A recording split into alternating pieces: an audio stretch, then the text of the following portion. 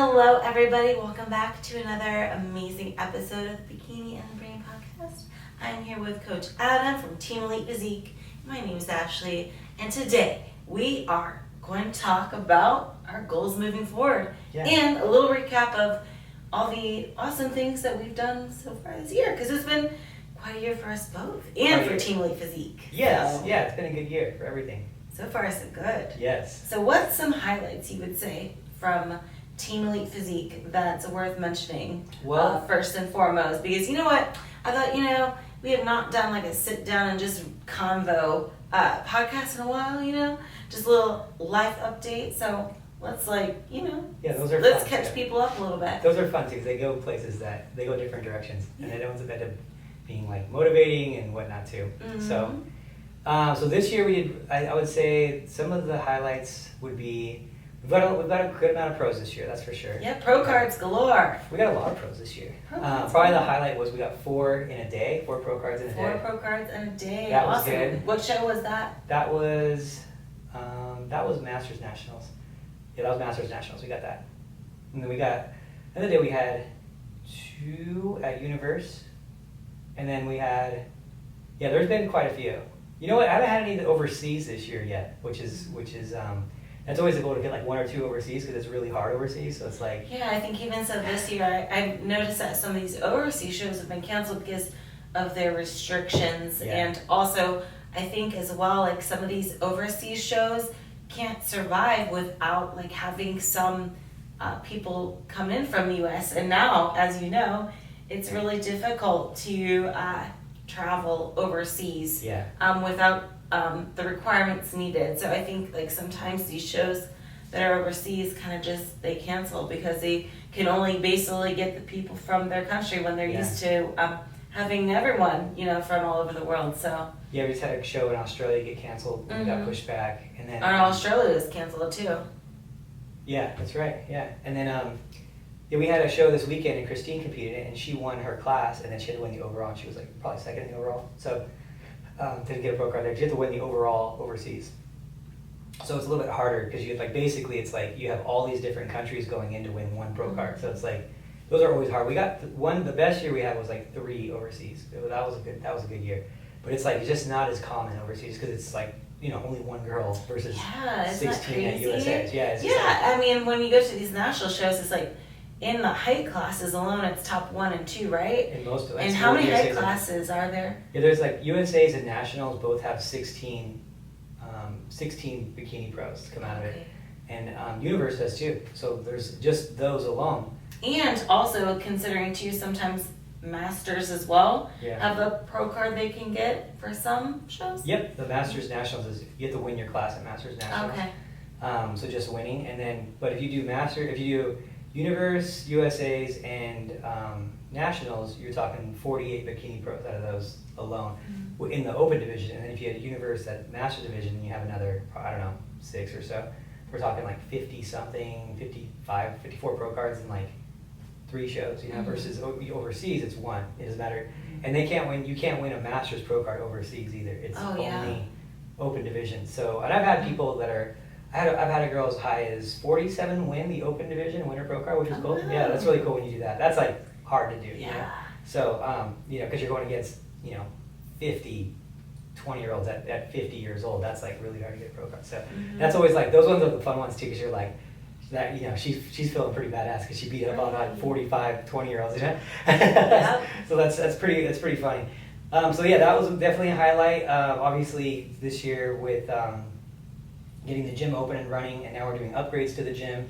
Decided on that. So we are now in process with the city to build an outdoor workout area out here. I hope that'll be done in like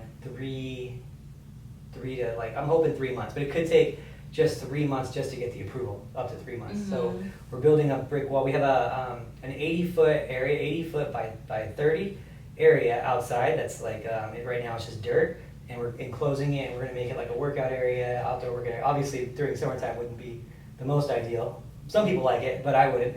But like the rest of the year, like 8 months out of the year when it's not like 100 degrees out, it would be nice to have that. You know what's funny is people that don't live in Vegas, a lot of them are under the impression that it stays like 100 degrees all year round. and let me tell you, in the wintertime, it actually does get chilly. And maybe I wouldn't say cold because I'm from Ohio, so I'm used to like snow. But I definitely need to wear a hoodie or a jacket and pants in the wintertime. So yeah, it does get a little chilly. Yeah, it does. It does, and it's I think too, like you just get used to wherever you're at. Yeah. And then so now hot isn't as hot as it used to be to me. Yeah. Like when I would come visit. When I first come visit, I was coming visiting you all the time. I'd be like, man, it's hot out there. And then now I'm pretty fine with it. I don't really even recognize it unless it's really hot. Like unless it's like 110, 115, I'm like, oh, it's really hot today. But if it's like 95 or something, I'm like, very tolerable, right? Yeah. And anything under 100 is like tolerable. But when I was coming over, it was like hot, you know? But now it's like I don't even really feel it because it's been so long. So it's like, it's definitely nice. If I have to trade, and that's when I moved out here. I was like, if I have to trade cold winters for hot summers, like that's a trade I'll make every day of the week. Right. And I really, that's the only thing I didn't like about Denver. I loved everything about Denver besides winters. Winters every year, I hated winter. And it wasn't just like the cold, it was like, you know, just getting in your car, waiting for it, like when you're out parked outside the gym. Like I had a garage, of course, at my house, but then when I go to my gym, like by the time you get to the car, it has ice on the windows, and you have to wait for it to defrost, and you're hoping not to slip on ice. And every year you slip on ice at least a couple times a year, and it's like I knew I was never going to retire there, so I'm really happy that I'm in Vegas now.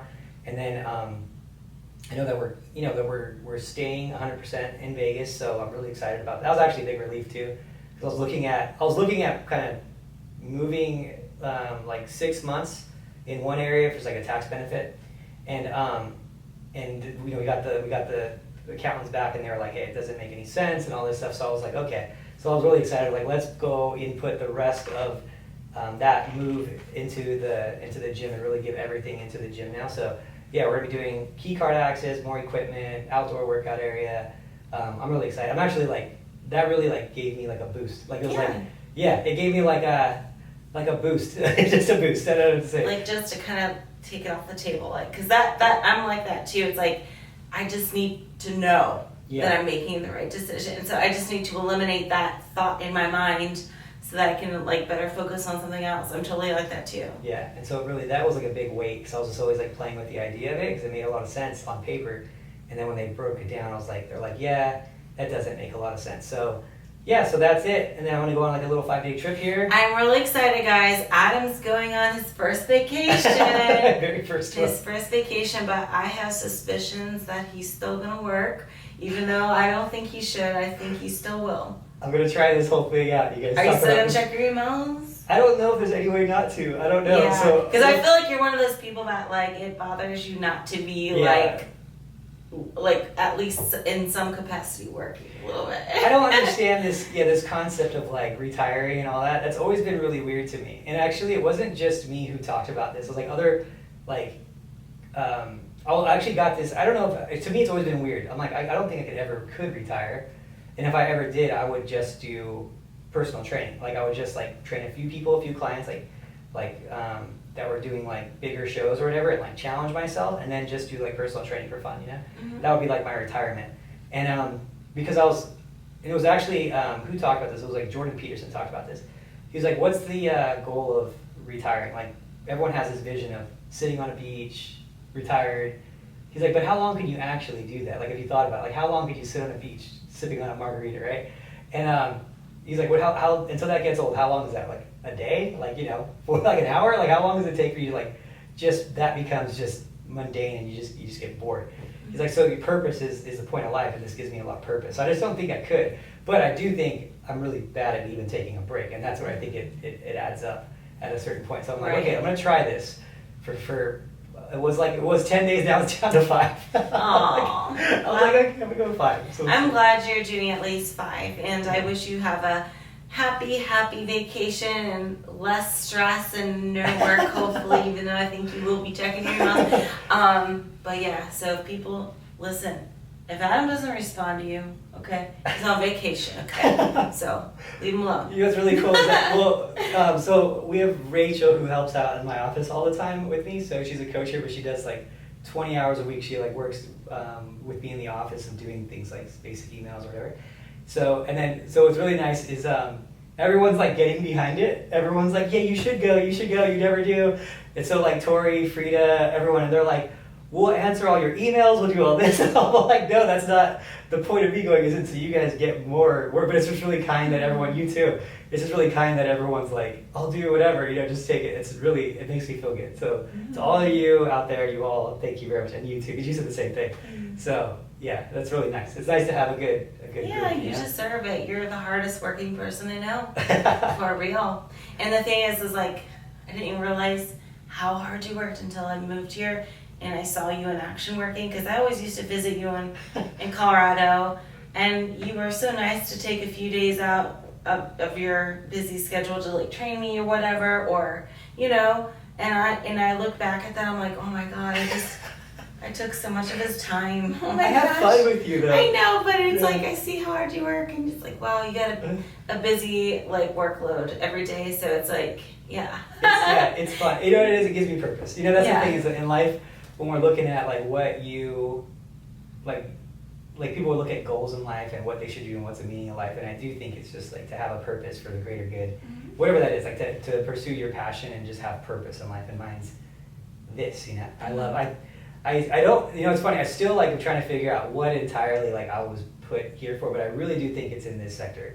I really do, because I've excelled in it more than like almost everyone I know, and it's like there's a purpose for it, and I'm still trying to find that.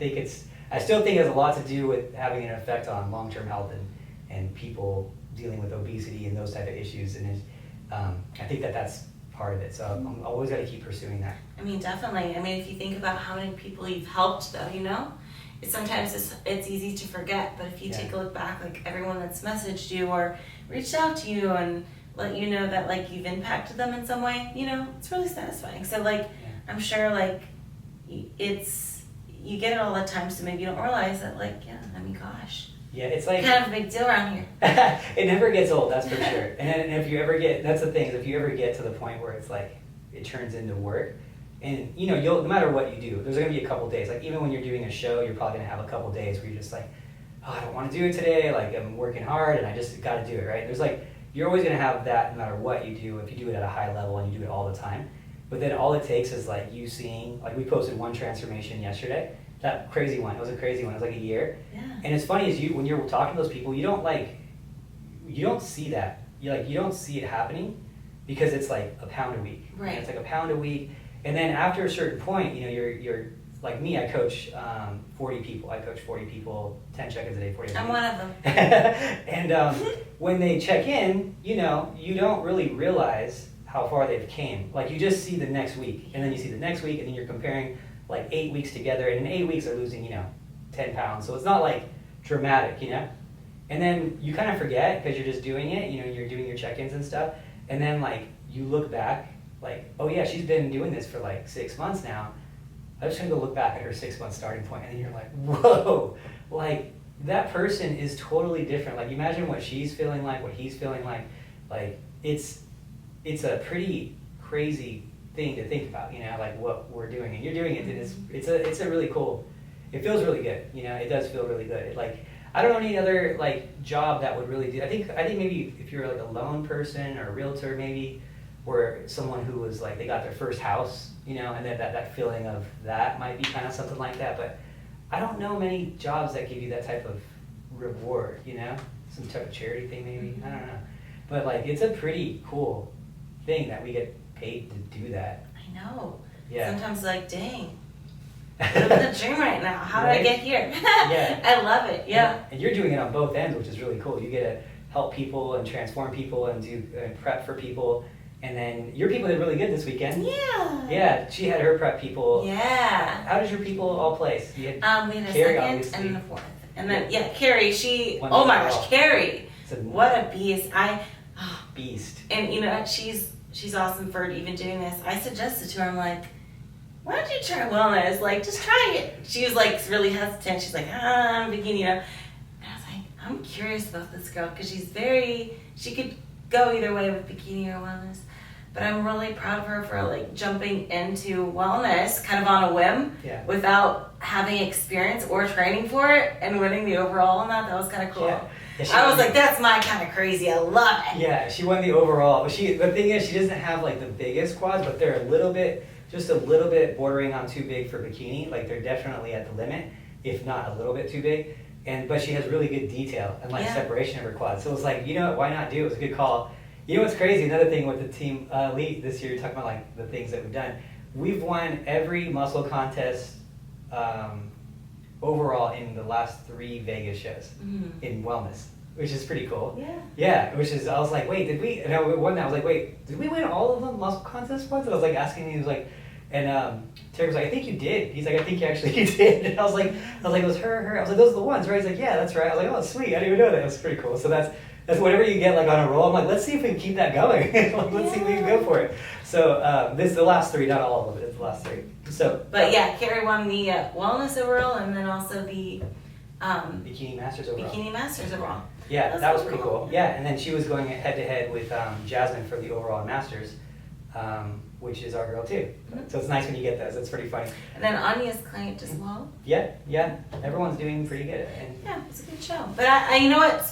I love going to shows even if I'm not competing at them because they're motivating for me. Like it was an amateur show, but I liked being in the scene. Yeah. Like it's motivating for me to see like all these girls. They this is like their time to shine and they're all excited and I don't know. I love the energy of a show. So I highly suggest you guys check out a show. It's definitely a much better experience in person than watching it online. Just like feeling the energy.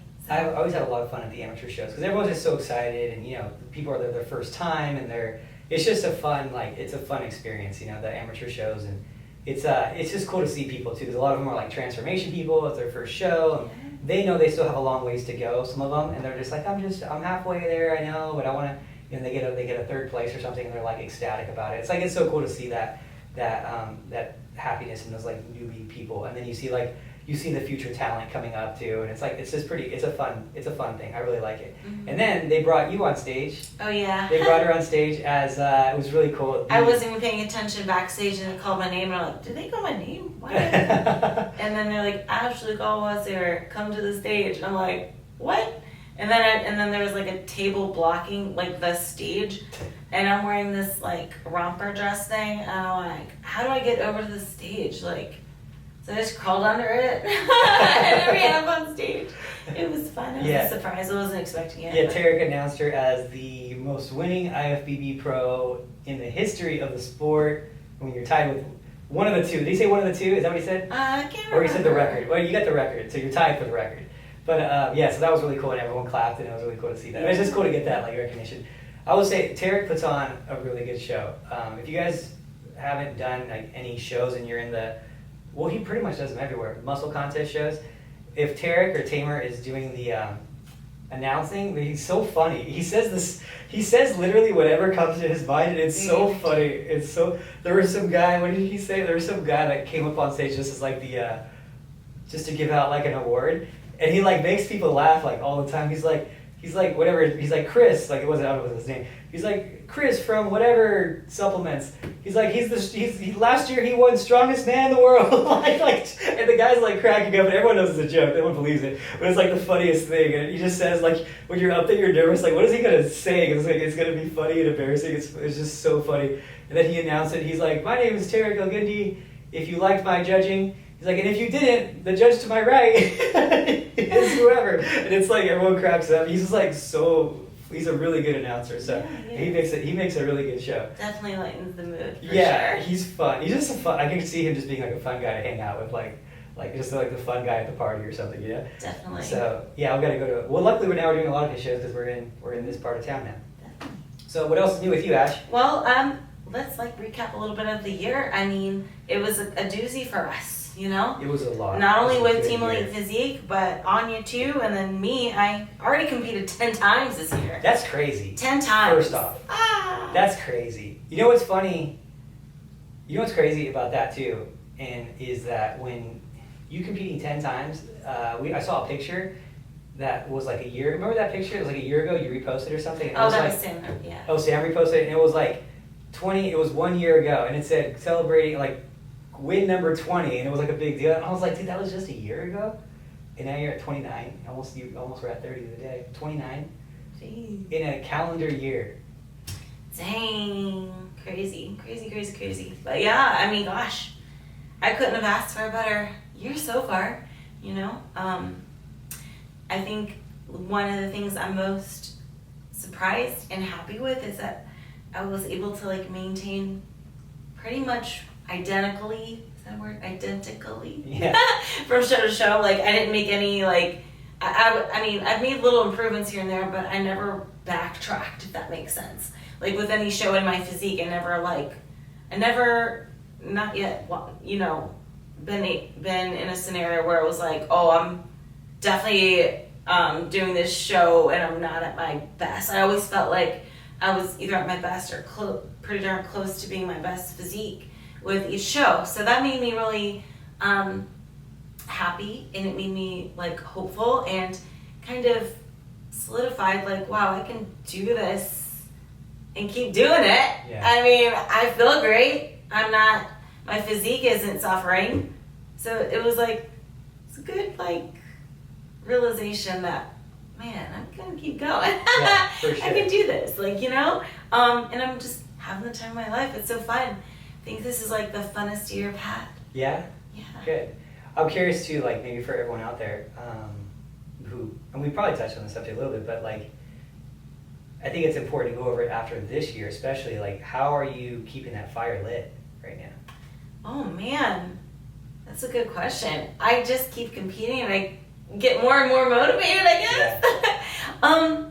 But I think I've said it like before that like I'm just very grateful to be in the scenario I am, and I realize I'm very lucky that I have a great support system and sponsors, and it's like the time of my life, so I'm taking advantage of it, and it makes me excited and happy just to be on stage and have this opportunity. And it's like I never take anything for granted, and I'm just very appreciative, you know? I think that's what keeps me going, is like I realize I'm not like one of those people that's like going by and just not savoring the moment and like taking it all in. And I realize very few people will ever be in this same scenario I'm in. So I take advantage of it. Yeah, that's cool. For sure. No, it's really cool to see, because it's sometimes like you have to like take yourself to the outside of it and look in and just be like, this is actually crazy what she's doing right now. Like no one's done it, you know? No one's done what you've done. Well, really, no one's done what you've done ever. No one's ever done that, like where they competed and won as much as you have, like in a year. It's got to be close to the record, if not the record, unless you are breaking your own. But as far as like bodybuilders go, like in the 90s and stuff, yeah, bodybuilders would compete 10 times or so. So that's been done, that side of it, but no one's like in our age has ever seen it, and no one even back then was winning the amount that you were winning for sure. Mm-hmm. Like no one won like, I mean, I don't quote me on it, but I'm pretty sure no bodybuilder's ever won that many. I don't think anyone's ever won this many shows in a year. I know that Issa one year had a good amount, but I mean, the year's not done yet, and you got 7. 7 so far, yeah. Yeah, that's. And I definitely, just so you know, I've done 10 shows this year. But I've already signed contracts, solidified, set in stone. I'm doing at least 4 more, but it's going to be more than that. Yeah. So, like, this year is like, it's crazy. I'm just getting warmed up. You're going to get 15 shows. I'm not going to be one of those people that's like, oh, the Olympia's over with, time to go into off season. I'm like, nope, I'm going to keep going because I'm super motivated this year. That's so cool. I'm going to keep going. No, that's super cool. I'm going to be there as many of them as I can. I have a good time with it. I have a fun time. Every time it goes down, I have a really good time that weekend. It's always like, oh, it's show weekend. It's going to be fun. So I'm excited for it. And then you have coming up the Arnold. Which I'm wearing the shirt for, yes. Arnold Classic in my home state of Ohio. So that's going to be fun. Very unique scenario in the Arnold this year. They only accepted 10 bikini girls. So it's going to be a small show. It's probably just going to be 2 call-outs. Yeah. Like first call and second, but it's going to be interesting. And before I head to the Arnold, I'm going to go to Pittsburgh to shoot for NBC News Online. Then I'm going to visit my family in Akron for a few days, and then they're going to take me to Columbus. So yeah, it's going to be a good time. And then 2 weeks after the Arnold is Olympia. Yeah. So wow. It's a lot, yeah. So Arnold called me yesterday and he said, hey, congrats to you and Ashley. She got top 10 at the Arnold this year. Yay, top 10. Ooh, guaranteed top 10 as long as I show up. That's funny. So yeah, that'll be fun. And then I think the only hard thing about that's going to be like, being out there for so long and maintaining and all that, because that's going to be. I'm not going to have Adam. Nope, he's not going to be training me. But I always get a little thrown off sometimes if I'm in a different schedule, right? And I feel like I'm just now getting back into my schedule after doing Texas and Tahoe, which made me so tired, and just like after that I was like so. Dude, that show was tough. That was tough to do. Also, like that whole week of work, I was just like, dude, it was just like show and so travel. So hard to recover from, like, right? Yeah, and then I was in the office. I was like, dude, I'm so tired. And then, yeah, that was rough. But back at my regular schedule now. But yeah, it is a little different from being in my little comfort zone of here, and then it's like, oh, every Monday I film a podcast with Adam, and then I train, and then I do this, and then I do Orange Theory, and then, you know what I mean?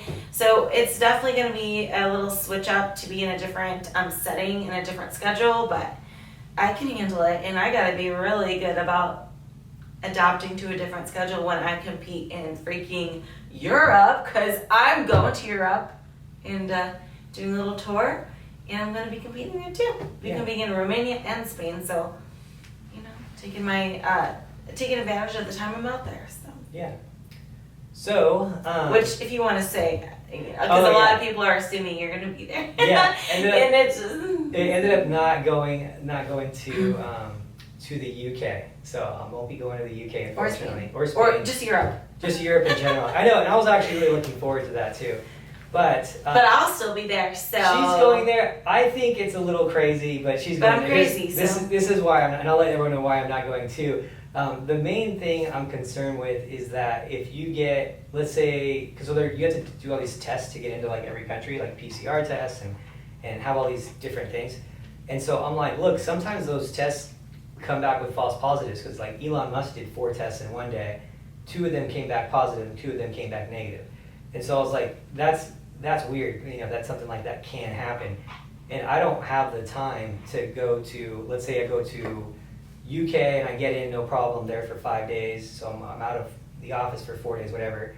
And then I go to Romania, and then I go to Romania and I test positive on PCR. Well, then I get stuck in Romania for 14 days in a hotel. Like, I don't have the ability for that type of thing to happen. So it's like, it's really, really, for me, it's like really risky, because I have this place to come back to. I got to run it, So I was like, it's just, like 8 days would have been pushing it already, but getting stuck on day 6 would be a nightmare, So that's why I was like, it's just too risky. So I ended up just saying, not yet. We'll let them open up a little bit more, and then I'll come back. But yeah, it does suck. I'm gonna be a lone traveler. I know. It's okay, because I used to do this all the time. I used to go and travel the world all the time by myself. So I got this, but. Just in case you guys wondered, I'm going to tell you what the dates look like for this, now that we have a better idea of the seminar. So first, I'm going to compete in Romania at the Romania Muscle Fest show. And then right after there, I'm going to the UK. And that will be on Wednesday, November 17th in Leeds at Strength Pro Gym. And then on Thursday, November 18th, I'll be at the Strength Asylum Gym in Manchester. And then November 19th, I will be at Birmingham Ultimate Fitness. And then Saturday, November 18th, I'll be in London. And then Wednesday, November 24th, I'll be in Alicante, Spain. So check out my Instagram for more details about that, but those will all be seminars. So I hope to meet some of you guys that may be listening. And then after that last seminar in the Alicante, I'll be competing in the Spain show, the Big Man show, which is, I think, really funny, because if I win that show, I would be Miss Big Man Bikini. I want to do the show just for that reason alone. But yeah, and basically I'm like, you know what? I'll be in Europe, I'll be in the neighborhood doing these shows anyway, or doing these seminars anyway, so I might as well compete. So I'm going for it. But that's definitely going to be a challenge, is being in a different environment and without you, and having a different schedule and dealing with jet lag and different foods, or being able to access different foods in gym on the road and still prepping for 2 shows. So a challenge, but I like challenges, so bring it on. Bring it on. That'll be fun. Yeah, when you say all those dates, it definitely makes me like, oh man, that sucks. That's gonna be so fun. Yeah, you're gonna miss out. Yeah, it's gonna be a lot of work, but that'll be really fun to meet all those people. There's probably 30 people per seminar, 40 people per seminar, so it's like, it's like 200 people. That would have been fun. But different days. Maybe next year. Maybe sometime next year. It's like funny though, because this is like how I used to do it, like back in the day. But this is nice. And I like the UK. We did a seminar out there once, and like we sold 30 seats it was me and Phoebe, and then they sold like the minute she launched it, like it was like within hours, all 30 sold, and she did 10 more, and then they all sold like right away, and then they did 10 more, and they all sold. And I was like, man, it was just like the people out there like are really wanting to learn from like experts in the field, and it was like it's cool, over here it's people are a lot more spoiled, and they get to like go to posing class every weekend here, and they're always here, especially in Vegas. There's always someone here in Vegas that's like a top level person just there. Dragon's Lair, Fit Club, all these places have all these top level people there. So, but when you go to like these countries that they don't have those top people, like people are like so eager to go. They'll fly in from all these countries, and it's just so cool to see, and they're appreciative. So I really like it going out there. Yeah, I'm really excited. So hopefully I don't get stuck in a hotel room. Yeah. That would suck. I don't know how I would even. I'd be so bored. 14 days in a hotel room would be rough. Yeah, but hey, you gotta risk it for the reward, right? Yeah, especially for you, because I could probably do a little better than you could stuck in a room, just because you're so like you gotta be moving all the time. Yep. I can't imagine. This plane, I'm already like this plane right now. I'm like dreading already. Yeah.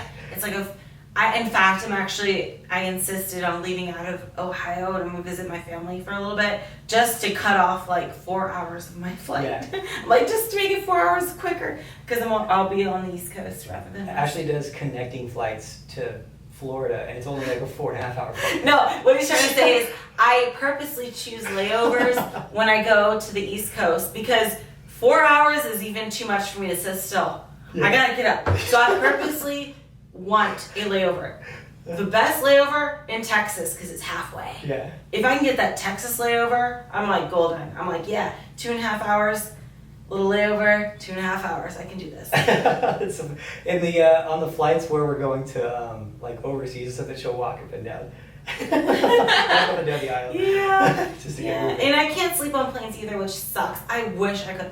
That is such a talent. And if you guys can sleep sitting up or on a plane, God bless you. Please realize that that's a talent I don't possess. I have to be super comfortable laying completely flat. I mean, I guess maybe I can upgrade my seat to reclining, but it's tough.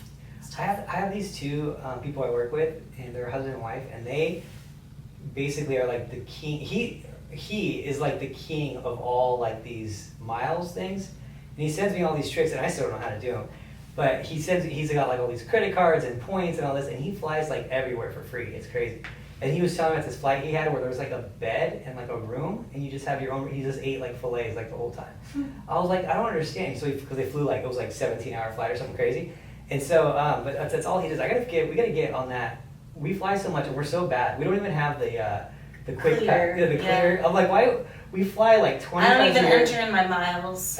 I don't enter mine either. Everyone's fine. His head's gonna explode when he hears this. We have so many miles between you and I. Yeah. And it's funny because Kim does that too, and he collects all his miles and stuff, and he flies for free like everywhere. He's got like shows every weekend. He flies for free everywhere. It's funny. So I'm like, yeah, we got to get on that. We should make our New Year's resolution for next year will be that. That's it. Yep. I think it's probably gonna happen, but yeah, probably. I don't know. If that would be super helpful, especially if I'm trying to like upgrade. So you're right, I should do that. So what else is on the? What else is this year's going on with you? Well, I guess not so good news is if you guys, I don't know if you guys notice, sometimes I look down a lot during this podcast, or it looks like I'm sleeping. I know some people are like, are you sleepy, Ashley? And it's not because I'm sleepy, it's because my double vision's returning, and for some reason, when I look down, I don't get double vision, so if I'm like this, no double vision. So I don't make a lot of eye contact, actually, to you or the camera. But the double vision is returning, which sucks. So I just have some strabismus. It's nothing crazy. Please don't feel sorry for me. I hate when people feel sorry for me. I'm not looking for sympathy. No. This is nothing in the grand scheme of things. I just see 2 atoms right now, that's all. Big deal. Woo-hoo. But it's frustrating, I guess, because, like, especially like when I'm on stage, it's hard to, like, see where I'm at. But I might have to get surgery again. I'm really disappointed because here, I knew that there was a possibility that the double vision would come back after my surgery in 2020. But I didn't know it was going to come back in, like, a year and a half. And I'm just like, oh, dang it. I wish it would have lasted, like, 5 years at least, but ugh. So I don't know what to do, if I should kind of just try to deal with it or just hope it doesn't get worse, or if I should just get the surgery after coming back from Spain. I don't know. But yeah, don't feel sorry for me now. Yeah. Just give me a heads up. If I see you at a show and I don't make eye contact, or if I look like I'm sleeping during this podcast, it's just because it's easier on my eyes, that's all. Yeah, well, at least right now, like last time when it started getting bad, like you could start seeing your eye, but now you can't see your eye or anything. Oh no, you can see it. They still look pretty straight to me. So if you look at my like photo shoots and stuff, I have to like, yeah, no. Yeah, you can see like even like on my recent photo shoots, you can see it starting to drift in a little bit, but it's only one eye this time. Last time it was 2, so. Oh, I didn't know the other eye was doing that too. Yeah, they were both doing it. One was worse than the other, but right now it's just my left eye. So hopefully it doesn't get worse, because it could get worse and then it could be both, but just one for now. But yeah.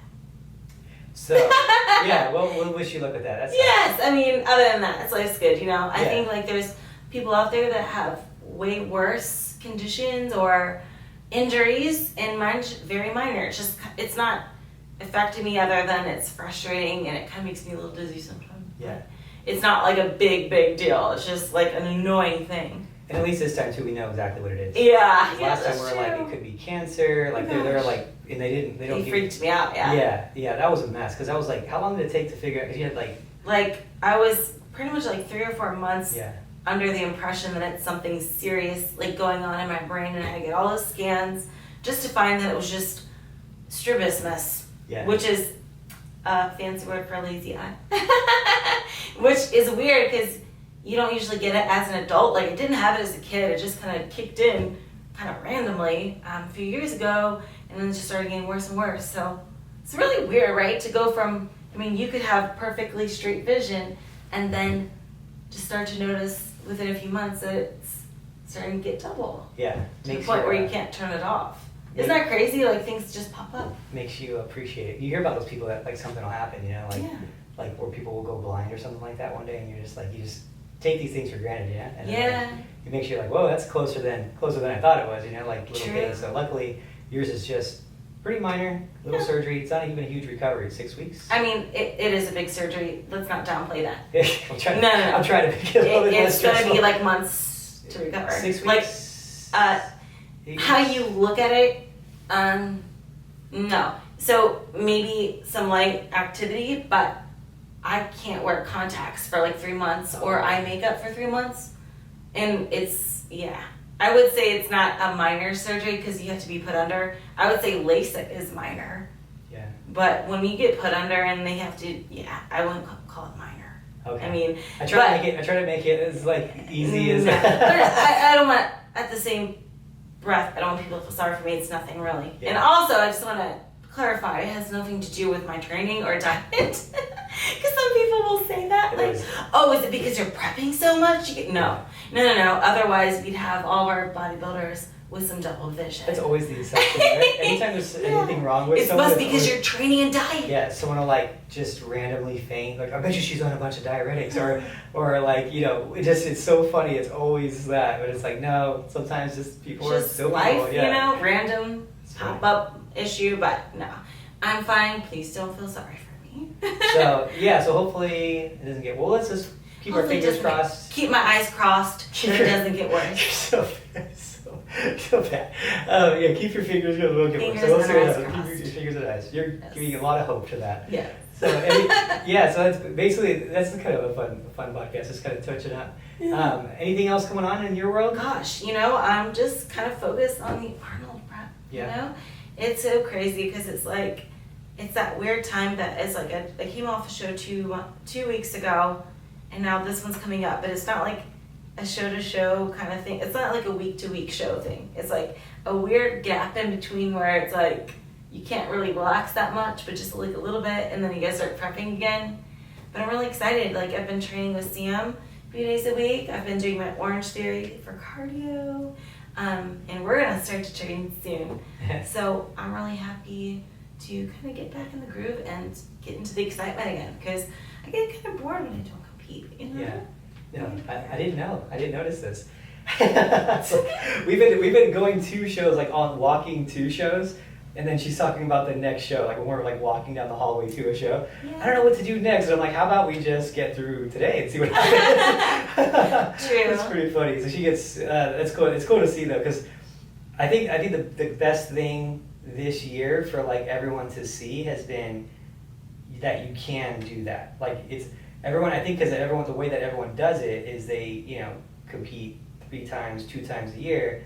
Especially like the names that people follow, the bigger names, they'll do the Arnold, the Olympia, and maybe one other show, 2 other shows to qualify, whatever, right? And it's like, that's it. It's too hard on the body. You can't do any more than that. And I'm like, no, it's just you gotta want to do more than that. You gotta be dedicated to do more than that. You gotta be good in your off season.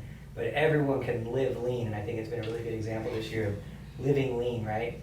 And so it's pretty commendable. And so, yeah, I think it's pretty cool to see. It's really been a good like example to prove to people. I like surprised myself how I was able to like hold up. Yeah. So it was kind of like a reassurance to my own self. So I'm glad we tried it, and knowing that going forward, it's like, oh wow, next year's gonna be fun too. Yeah. And the rest of this year's gonna be fun because we're just getting started. Let me promise you, we're just getting started. Don't worry. No plans of slowing down. After Olympia, in fact, I would say after Olympia, I'd be even more willing to compete even more. Yeah. Because I feel like at that point after Olympia, because you basically, when you compete, you're always keeping in mind the Olympia and to prep correctly for Olympia, or to take time off to train for an Olympia to make sure you're best. But once the Olympia is over, it's kind of like, I got nothing to lose. Yeah. Let's do it. Let's go for it. So the biggest show of the year would be over with, and just go crazy. And it's just fun. Yeah. You know what you might end up with? You might end up if you don't. No, you don't have it already. No, you wouldn't have it already. But you might end up with the all-time most competing record too. Dexter has. I don't think so. Dexter has 87 or something like that. I'm nowhere close to that. Are you? No. You not? Are you sure? Nowhere close. What would my win record be then? No, I'm saying I don't think you have it because of Dexter. I don't think you have it, but you're probably at like 50 something. Probably not. No, not at 50 something. I don't think. Well, are we talking about amateur or pro? Pro. 50 now. Because if you look at the ratio, yeah. I don't even know because I haven't counted. It's not 50 though. No, it's like 40. Maybe 40. Okay. Something. So then you would need a lot. I don't know. Actually, at this rate, let's say you do 10 a year. Then at this rate, it'd be like 4 more years and you have it. That's what's crazy. I took a year off in 2017. In 2016, competed once, but I think previously, before this year in 2014, I competed like 8 times, and that was my record. Oh wow! And I'm already at 10. Okay, so no, then it's not even near it then. Yeah, so I don't know. I thought you were at least in the like close to 40. Maybe 40. I don't know. Okay, that'd be fun to see. I don't know. It'd be hard to. The thing is, back in the days, they didn't have the records. And I always say back in the day, it was like 4 years ago. They didn't have the records. I don't know why they didn't keep the records like back then. It's like 5 years ago. They had the technology, but so now they're at least keeping better records. You can see every show. Yeah, it was difficult back then because it was like when I was competing in 2013, 14, 15. I know some of those shows would get posted on NBC News Online, but most time if it was like a show that's like overseas or something, it wouldn't. Yeah. So like a lot of my shows on there you can't even see them or photos from them. Like nobody from NBC News Online was there when I won the India show, for example. You know what I'm saying? Because it wasn't as big of a deal as it is now. Yeah, what's funny too is like when you already had one, maybe two, no, it was like you had one Olympia one at the point when I met you, and then that was the first time you did you were at the gym in Denver, and you did a Periscope, and I was like looking at it, and it was like that was only 2014. 15, something like that. And I was like, watching you do the Periscope, which is basically like an Instagram live, like a live video. And then you were like recording it, and I'm like, these are people watching us? Like, that was like this crazy thing. It was only like 6 years ago. You know, that's not long at all. It's crazy. And I was like, these are people watching us? Like live people? She's like, yeah, they can like hear you, they can see you. It's like a video. I'm like, this is crazy. I'm like on the video. I'm like, this is crazy. Like going through the workout, and all these people were leaving comments, and I thought it was like I thought it was so wild, you know, like that we could just communicate with people live on video. And it's just so wild that, like, you know, how much technology's advanced. And now it's like, yeah, of course there's going to be show coverage somewhere. Someone's going to have it, like whether it's the venue itself or someone in the audience is an Instagram live or something. Like, we'll see it, you know, and now all that's there. So it's kind of cool. I think it's made the world smaller, and then also like made it easier to see contest prep, because before it was really foreign. When I was growing up, it was really foreign. Like, someone would compete and you'd have to like wait for a magazine to come out. It was brutal. Yeah, it was like, like you'd see like Flex magazine in like whatever, January, and you're like, oh, how cool, the whatever contest is happening, you know, like it'll be like a big show. And you know it's going to be like, oh, Dexter's getting ready, or Sean's getting ready, or whatever, Ronnie's getting ready, or whoe's going to win. And then you have to wait till February. You check your mailbox every month, and then you finally find out who wins the show. It was so bad. That was like, and that was only like 20 years ago. So like went from 20 years ago to 6 years ago. Now we could do live, to now it's like, okay, now even the venues have it. So I can't imagine in like 5 more years, you know, it's gonna be like, it's crazy, super accessible. Yeah. Even like podcasts, like I'm sure they were around, but did you even hear about them like 4 years ago? Like, I feel like they're really taking off. And us too. Yeah. We got in the right time, I guess. But no, it is cool. I think like social media definitely has its advantages, you know. I think a lot of people find it to be toxic sometimes, and I get that. But if you're watching the right things that appeal to you and motivate you, and, you know, have some sort of positive impact on your life, why not? You know, It's kind of hard to avoid the bad stuff, but all in all, social media is great because, like you said, we're reaching people we never would have been able to talk to ever, you know, in different countries. So really cool. Yeah, it makes the world smaller. I like that. So anyway, Adam, what's our goal for Olympia? To win. Always the goal is to win. So the goal is I wouldn't say the goal is to be the best you can be, and we, of course, we're going to try to win. And I think that this year for the Olympia too, with you, like, I honestly think you got a chance this year, to be honest. And even like Tarek said that too. Especially with this year's scenario of the Olympia, is like, it's so up in the air.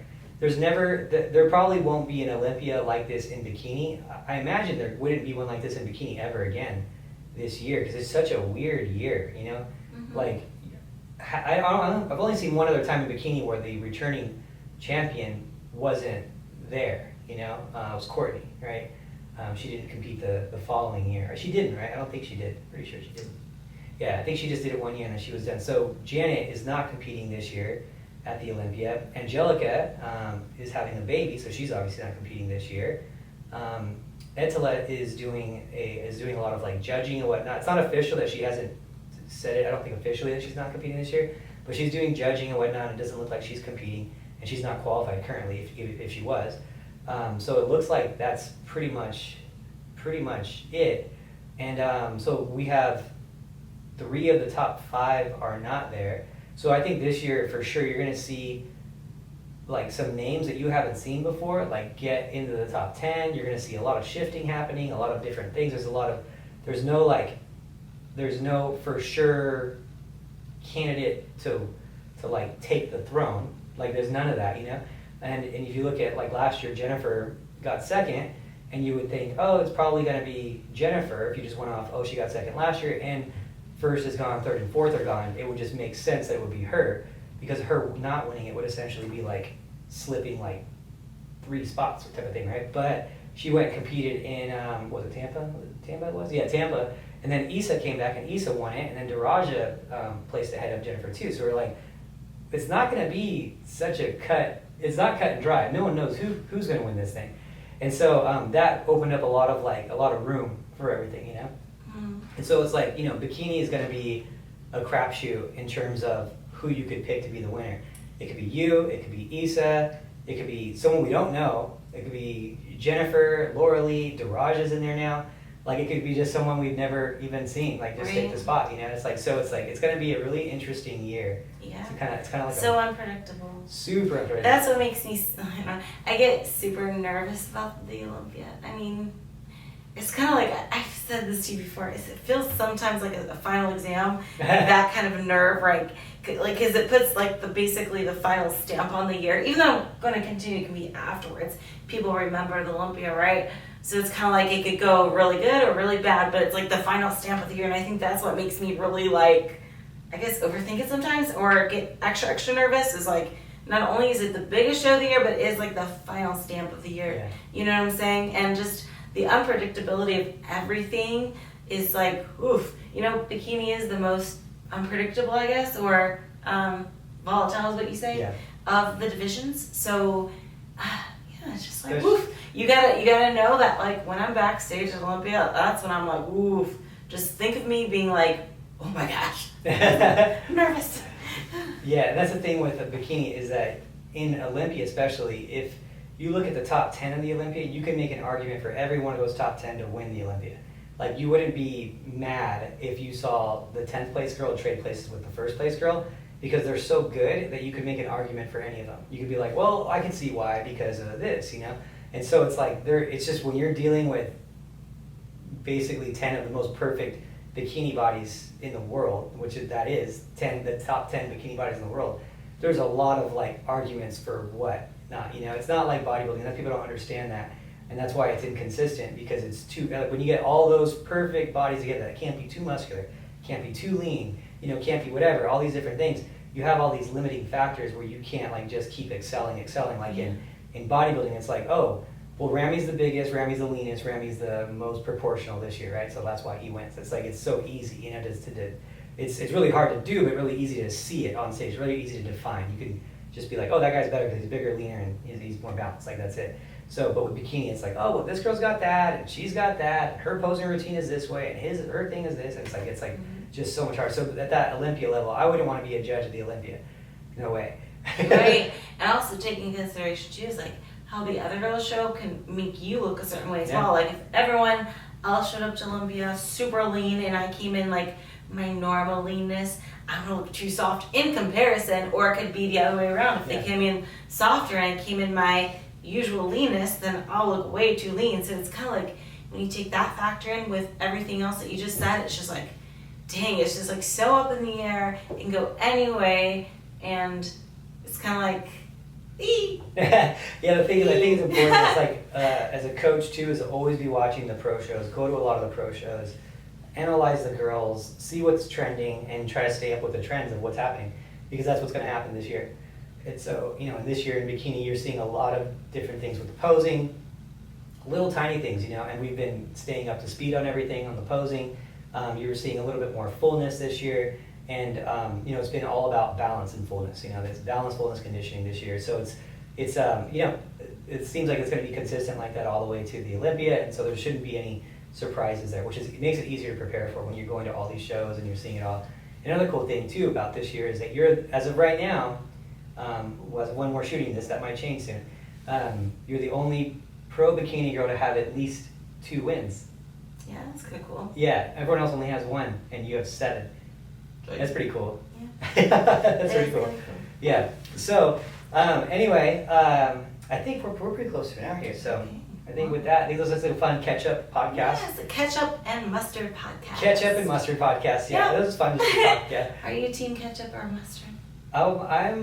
Well, I do like mustard. I'm gonna go with mustard too. I like mustard and stevia mix honey mustard. Yeah, there's a tip for you if you learn anything today. you get to be mustard, because I realized that you're way more mustard. Like, you do mustard on all your salads, which is the funniest thing. Okay, Ashley recipe. Every time we go out to eat anywhere, like she'll get a salad and she'll put mustard and then put stevia on her salad with the mustard and make her own honey mustard. Yeah, and if you got malt vinegar on that table, you can put some there too for a little zing. Huh.